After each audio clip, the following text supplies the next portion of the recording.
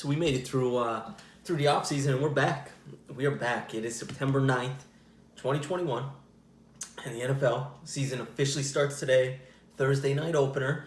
We have the defending Super Bowl champion Tampa Bay Buccaneers taking on the looking to be much improved Dallas Cowboys in Raymond James Stadium. So we have the defending Super Bowl champs, Tampa Bay Bucks. Started slow last year, got it going. Tom Brady, the whole. It took a little bit for the pieces of the puzzle to gel together, but once they got it going, they were very, very good.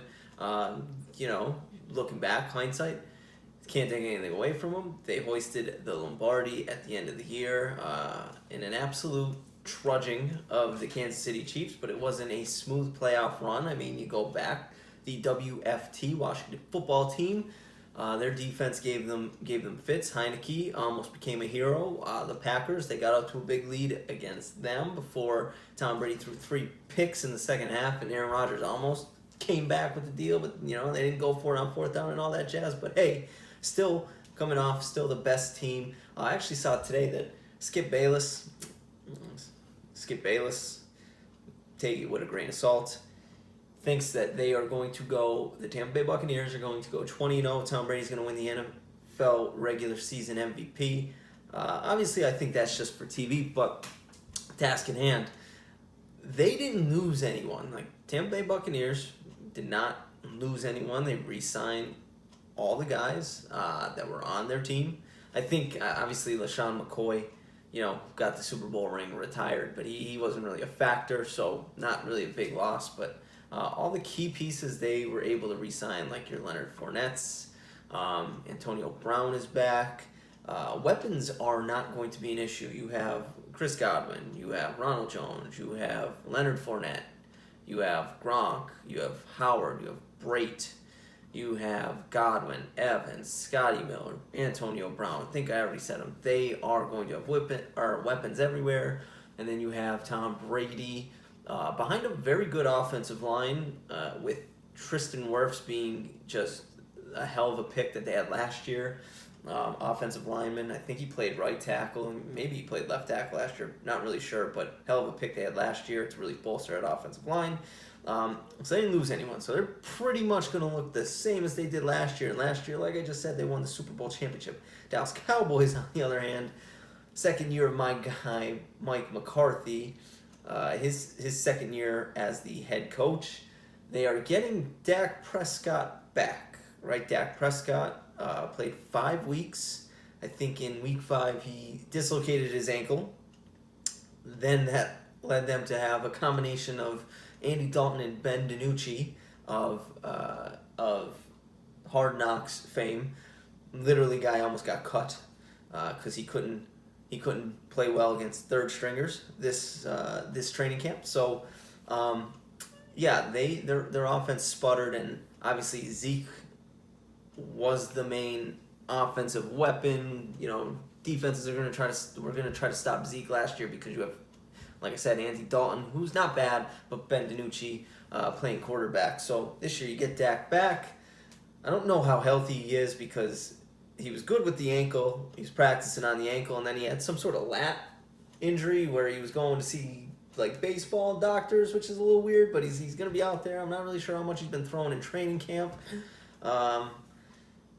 So I think this is going to be the first time he's like going like at 100. So that's a little scary. But if he is 100%, that offense is usually, especially the passing game, is usually top notch. Zeke has slimmed down, so he looks like he might have a bounce back year. Looking very, very, very, very slim.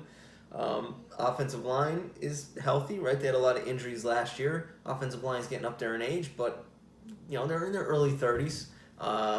Still good offensive line. Zach Martin, Tyron Smith, really, really good offensive linemen. Then you got receivers. We talked about the weapons that the Bucks have.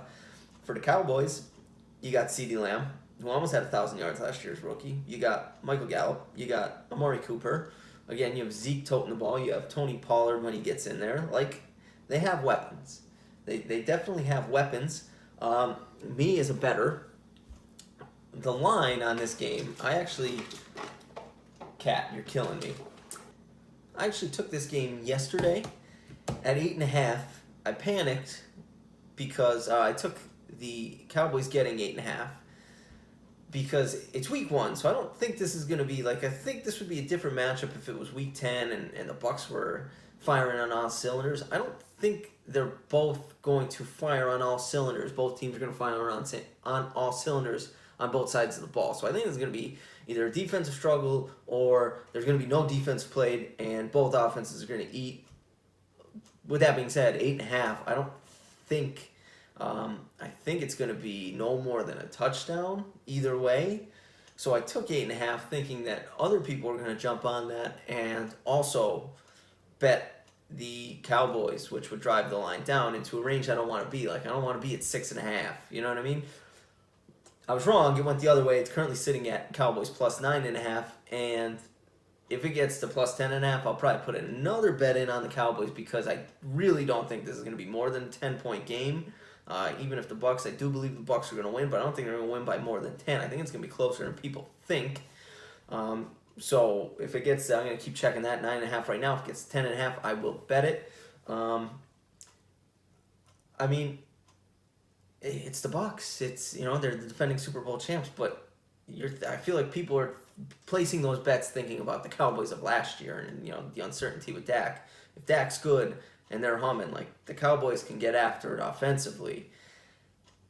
And I think it's going to be a shootout. Again, it's a Thursday, it's opening game. Like, you haven't had live, I mean, preseason, it was a week shorter. Starters didn't really play much for most teams. I don't know. I think it's going to be a little different. And I actually have on the trusty laptop here, I have the last, actually I have all the opening season games for the last 20 years in front of me. But like, all right, last year the Chiefs defending, you know, they took out the Texans, they won by 14, but the Texans really stunk. Like, it wasn't the Texans of 2019. They lost. They traded DeAndre Hopkins. Like, the Texans were going to be a diminished team last year. So, and the Chiefs only won by 14. Texans literally had no defense. The year before that, the Packers won 10-3 against the Bears. The year before that, the Eagles won 18-12 against the Falcons. The year before that, the Chiefs won 42-27 against the Patriots. The year before that, it was 21-20. Broncos over the Panthers. The year before that, 28-21. Panthers over the Steelers. I mean, out of those games I just rattled off, 2 out of 6 of them were over a one-score game. So I'm going to take my chances here. I think this game's going to be more entertaining than people think. I think it's going to be closer than people think. But I do think the Tampa Bay Buccaneers and 44-year-old Tom Brady are going to get the season started off right and come out with a win. As a CeeDee Lamb fantasy owner, I hope he has a good game. That's all. Those are my points. If you are a betting person, let me know what you think and, you know, how you're feeling about my bets and if you're putting any money on this game. And if you think the Cowboys are going to be any good this year, if you think the Bucks are going to win it again, do you believe Skip Bayless thinking they're going to go 20-0, or do you think he's an idiot? Let me know. Subscribe, share, hit the like button. I guess that helps. I don't really know, but I'll see you in the next one.